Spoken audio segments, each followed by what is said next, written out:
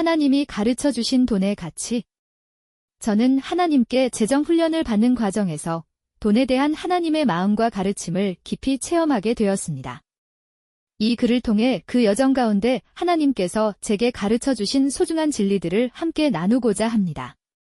처음 하나님은 제 안에 깊이 자리 잡고 있던 문제를 드러내셨습니다. 그것은 바로 제가 돈을 하나님보다 더 의지하고 있다는 것이었습니다. 더 많은 돈을 바라고 돈으로 안전을 느끼고자 했던 그 마음은 하나님께서 보실 때 명백한 우상숭배였습니다. 성경에서는 이러한 태도를 맘몬시라고 부릅니다. 돈을 신처럼 섬기고 의지하는 태도, 그것이 바로 맘몬의 정체입니다. 그래서 하나님은 재정 훈련을 통해 저를 바로잡기 시작하셨습니다. 훈련의 핵심은 명확했습니다. 돈이 아니라 하나님을 의지하라. 하나님이 나의 모든 필요를 채우시는 분이심을 믿고 그분을 신뢰하며 살아가는 법을 배우는 과정이었습니다. 처음에는 쉽지 않았지만 시간이 흐르며 저는 점점 하나님께 마음을 두게 되었고 돈이 아닌 하나님을 더 신뢰하게 되었습니다. 하지만 하나님은 거기서 멈추지 않으셨습니다. 돈을 의지하지 않게 된 이후 하나님은 저에게 돈에 대한 더 깊은 통찰을 주셨습니다. 그것은 바로 돈은 귀한 것이다 라는 진리였습니다.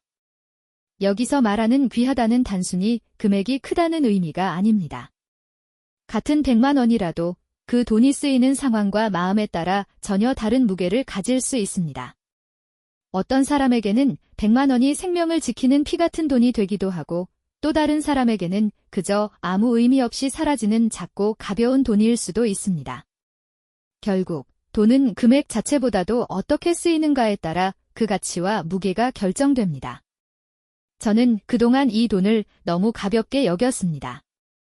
그냥 생활비, 지출, 소비의 수단으로만 생각했습니다. 하지만 하나님은 말씀하셨습니다. 돈은 하나님의 나라를 위해 쓰일 수 있는 매우 귀한 도구다. 그 말씀 앞에서 저는 제 삶을 돌아보게 되었습니다.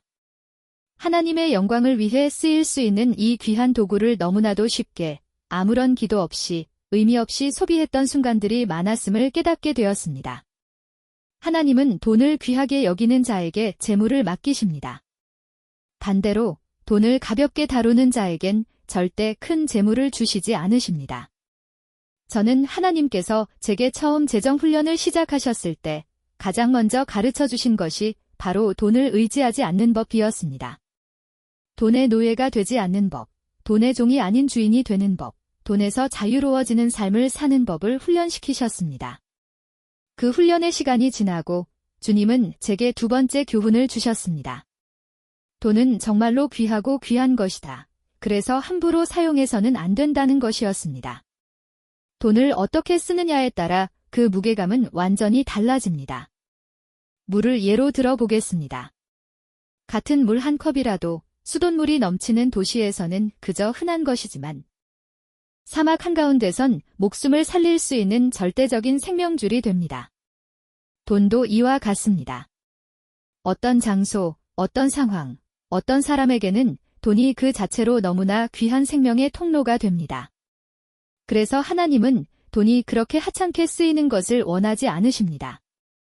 만약 하나님께서 저에게 큰 재물을 맡기신다면 저는 반드시 이렇게 고민할 것입니다. 이 돈을 어떻게 써야 가장 귀하게 사용할 수 있을까? 사실 저는 이전까지는 돈을 쉽게 쓰는 법만 알고 있었습니다. 그러나 귀하고 무겁게 쓰는 법은 알지 못했던 것입니다. 돈을 사용할 때 우리는 단순히 줄 수 있는 능력에 집중해서는 안 됩니다. 그 돈이 받는 사람에게 얼마나 귀한 것이 될 수 있는지를 생각해야 합니다. 그래서 돈을 줄 때는 가장 귀한 돈을 주어야 하고 줄 대상도 하나님이 보시기에 그 돈을 귀하게 받을 사람이어야 합니다. 헌금도 마찬가지입니다. 액수가 중요한 것이 아닙니다. 하나님은 마음을 보십니다.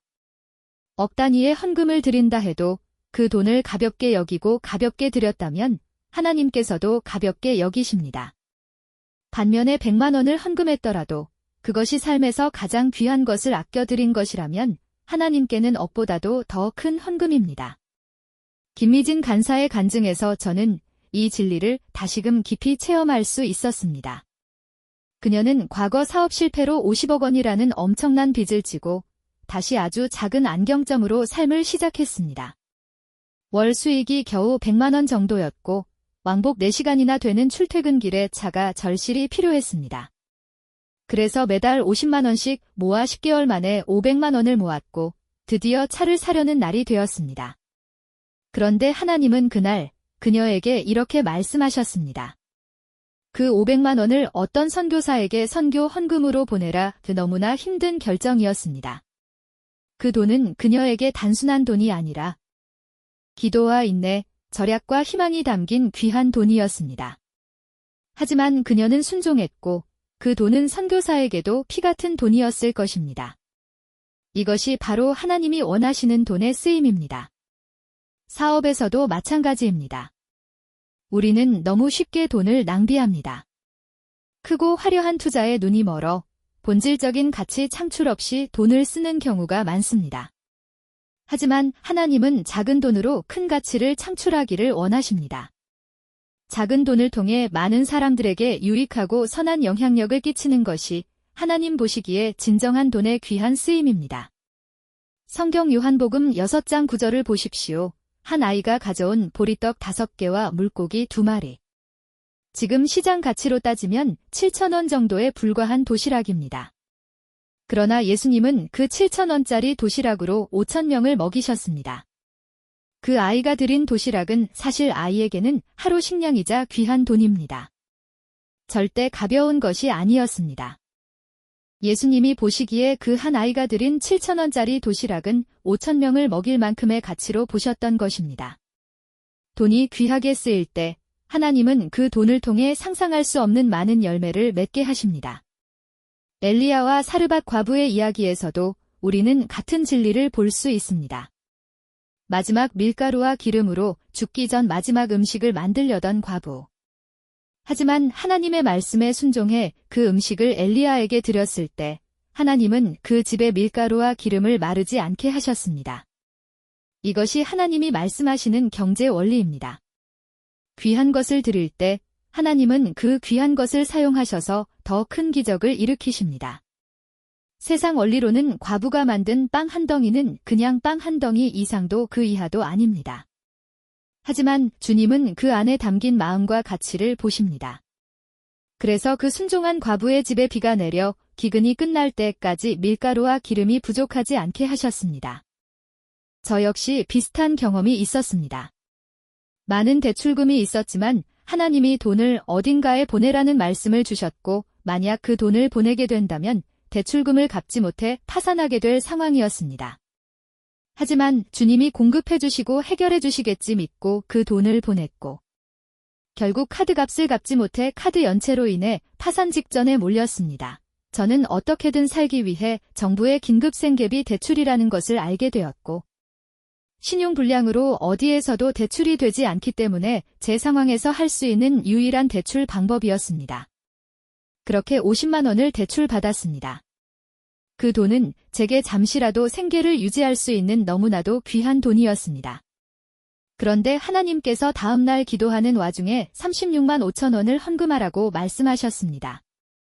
처음엔 기도를 멈추고 부정했습니다. 하지만 눈물과 통곡 가운데 결국 그 돈을 드렸습니다. 이후 생계를 유지할 수 없었던 저에게 하나님은 필요한 최소한의 돈을 다양한 방식으로 공급해 주셨고 놀랍게도 5개월 후 감당할 수 없는 그 많은 빚이 해결되었습니다. 하나님의 방법은 사람의 계산을 초월합니다. 사랑하는 여러분, 돈을 귀하게 쓰십시오. 하나님께 묻고 그분이 말씀하시는 곳에 흘려보내십시오. 돈은 씨앗입니다. 아무데나 뿌려지는 씨앗은 열매를 맺지 못합니다. 그러나 좋은 땅에 심겨진 씨앗은 100배의 열매를 맺습니다. 돈도 마찬가지입니다. 하나님은 저에게 오랜 시간 재정 훈련을 시키시고 저에게 말씀하셨습니다. 내 아들아, 돈이 얼마나 귀한 줄 이제야 알겠느냐? 저에게 그렇게 귀한 돈을 누군가에게 보내라는 하나님의 명령은? 처음에는 너무나 어렵고 고통스러웠지만 그 돈이 하늘나라의 씨앗으로 심겨져 풍성한 열매를 맺게 하사 저에게 복 주시기 위함임을 저는 알게 되었습니다. 여러분, 돈을 다스리십시오. 그러나 동시에 그 가치를 깊이 이해하고 귀하게 여기십시오. 돈을 사랑하지도 말고 가볍게 여기지도 마십시오. 하나님은 돈을 귀하게 여기는 자에게 재물을 맡기십니다. 그 돈이 진정으로 필요한 자에게 귀하게 쓰일 수 있는 곳에 흘러가게 하십시오. 그때 하나님은 반드시 풍성한 열매를 맺게 하실 것입니다.